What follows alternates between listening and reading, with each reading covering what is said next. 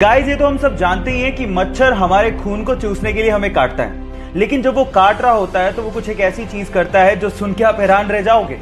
वो हमें काटने के साथ साथ हम पे सुसु भी करता है। एक रिसर्च से पता लगा है कि कोई भी ब्लड सकिंग इंसेक्ट्स हमें काटने के साथ साथ हमारे शरीर पर सुसु भी करता है, क्योंकि हमारे ब्लड से उसे न्यूट्रिशन चाहिए। लेकिन हमारे ब्लड में न्यूट्रिशन के साथ साथ बहुत मात्रा में सॉल्ट भी होता है, जिसे वो यूरिन के थ्रू फटाफट से बाहर निकाल देता है। तो अगली बार जब आपको काटे तो आप याद रखिएगा वो आप पे सुसु भी कर रहा है। So take care about it. या आप भी पहले से जानते थे? नहीं जानते तो चैट सेक्शन में लिखना मत भूलिएगा। गाइस, अगर आप राजस्थान की राजधानी जयपुर गए हैं तो आप लोगों ने हवा महल तो जरूर देखा होगा। लेकिन हवा महल के बारे में एक फैक्ट शायद आप नहीं जानते।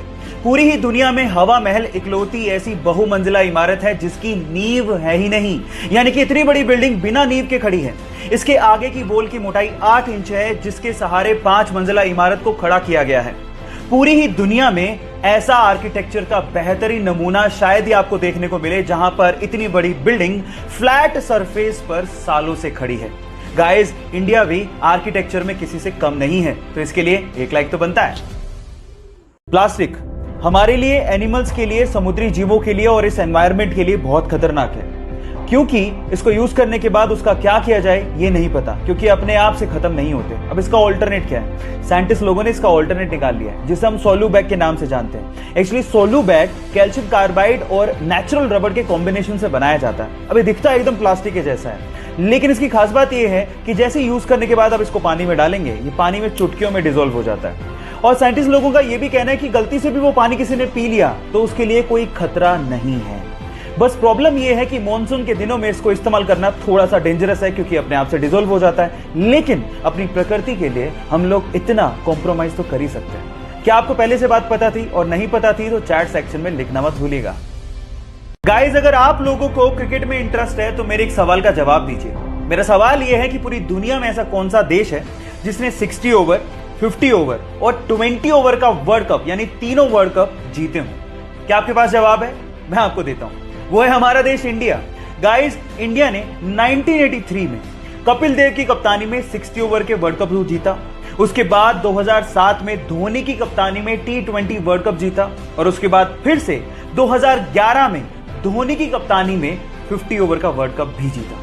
क्या आप पहले से बात ये जानते थे? और अगर नहीं जानते थे तो चैट सेक्शन में लिखना मत भूलिएगा। प्लास्टिक वाटर पोल्यूशन आज की बहुत बड़ी समस्या है। हम लोग ध्यान नहीं देते, जिसकी वजह से कचरा, प्लास्टिक ये सीवर लाइन से बहता हुआ हमारी नदियों को पोल्यूट कर रहा है। अब इसका समाधान क्या है? ऑस्ट्रेलिया के एक छोटे से शहर ने बहुत सिंपल सा इसका समाधान निकाला है। उन्होंने सीवर लाइन के आगे बहुत बड़े बड़े से नेट बांध दिए।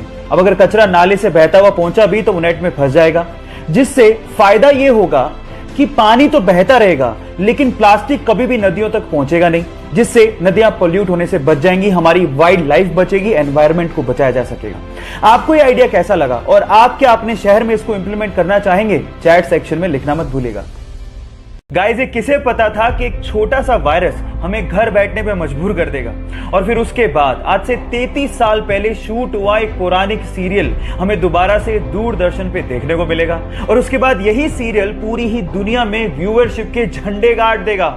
यस गाइस, ये बिल्कुल सच है। रामानंद सागर ने आज से 33 साल पहले यानी कि 1987 में रामायण सीरियल को शूट किया था, जिसे कोरोना के चक्कर में गवर्नमेंट ने दोबारा दूरदर्शन पे दिखाना शुरू किया। और 16 अप्रैल को, you can't even imagine, 7.7 crore की व्यूअरशिप के साथ इसने वर्ल्ड रिकॉर्ड बना दिया है।